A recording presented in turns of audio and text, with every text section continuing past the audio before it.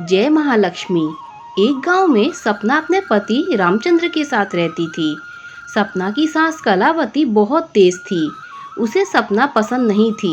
एक दिन कलावती ने रामचंद्र को कहा, बेटा, तेरी बहू दिन भर केवल घर का काम करती है। इससे कह यह भी कुछ काम करे जिससे पैसा आए। तू अकेला कितनी मेहनत करेगा। रामचंद्र बोला, माँ, यहाँ गांव में क्या काम मिलेगा।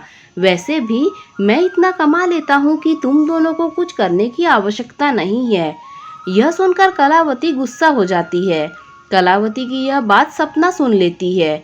अगले दिन जब रामचंद्र अपने काम पर चला जाता है तो सपना अपनी सास से बात करती है। सपना बोली, माँ जी, मैं भी काम करना चाहती हूँ। आप एक काम कीजिए, आस पड़ोस की औरतों से कह दीजिए कि मैं सिलाई बहुत अच्छा करती हूँ। जिसे भी कपड़े सिलवाने हो मेरे पास सिलवा ले। कलावती सारे गांव में कह देती है। धीरे धीरे घर पर सिलाई का काम आने लगता है। जितना भी काम आता था कलावती उसमें से चुपचाप आधे से ज्यादा पैसे खुद रख लेती थी और थोड़े से पैसे बहू को दे देती थी।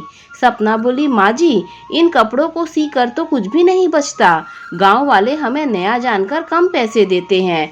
जितने पैसे आते हैं वे तो इन्हीं कपड़ों को सीने में खर्च हो जाते हैं। सपना यह नहीं जानती थी कि उसकी सास बहुत ज्यादा पैसे रखकर उसे थोड़े से पैसे देती है। कलावती बोली, ठीक है, तू काम कर। नए काम में थोड़ा नुकसान उठाना पड़ता है, बाद में देखेंगे। सपना माँ लक्ष्मी की भक्त थी।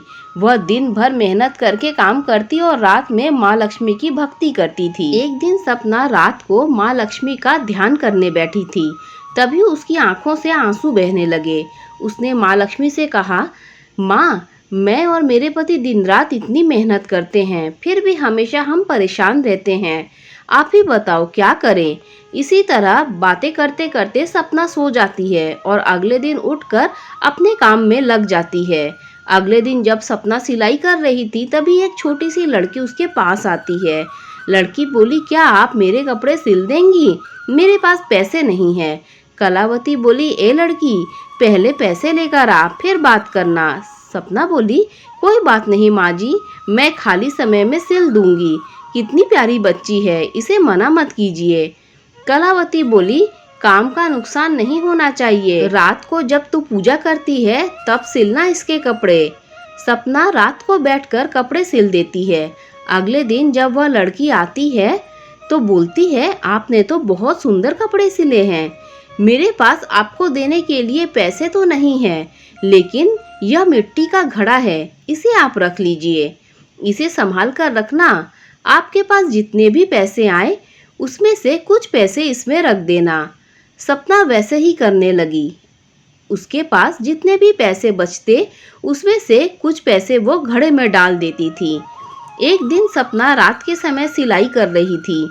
तभी कलावती ने कहा, बहू, रात को क्या कर रही है? सपना बोली, माँ जी, लक्ष्मी जी के लिए चुनरी बना रही हूँ, कल मंदिर में चढ़ाने जाऊंगी।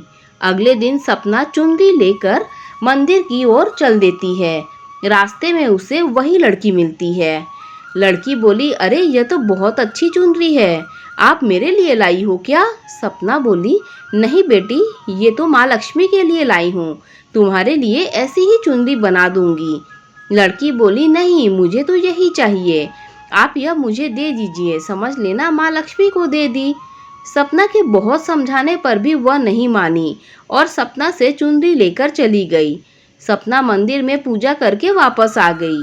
शाम को उसने उस घड़े में कुछ पैसे डाले तो घड़े में से आवाज नहीं आई। सपना बोली, घड़े में जब भी सिक्के डालती हूँ तो घड़े से सिक्कों की आवाज आती है, आज आवाज नहीं आई। कलावती बोली, देख ले, कोई सिक्के निकाल कर तो नहीं ले गया। सपना ने घड़ा खोला तो देखा घड़ा सोने के सिक्कों से भरा है। उसे विश्वास नहीं हुआ। वह माँ लक्ष्मी के सामने बैठ गई। सपना बोली, माँ, यह क्या चमत्कार है, इसमें तो थोड़े से सिक्के थे, फिर इतना धन कहाँ से आया? तभी सपना ने देखा माँ लक्ष्मी की मूर्ति में वही लड़की चुनरी ओढ़े दिखाई दी। सपना रोने लगी। उसने कहा, माँ, आप स्वयं मेरे घर आई और मैं आपको पहचान न सकी, मुझे माफ कर दीजिए। इसके बाद सपना, उसकी सास कलावती और रामचंद्र तीनों माँ लक्ष्मी की दिन रात पूजा करने लगे। सपना का सिलाई का काम भी अच्छा चलने लगा। दोस्तों, कहानी अच्छी लगी हो तो लाइक शेयर सब्सक्राइब कीजिए।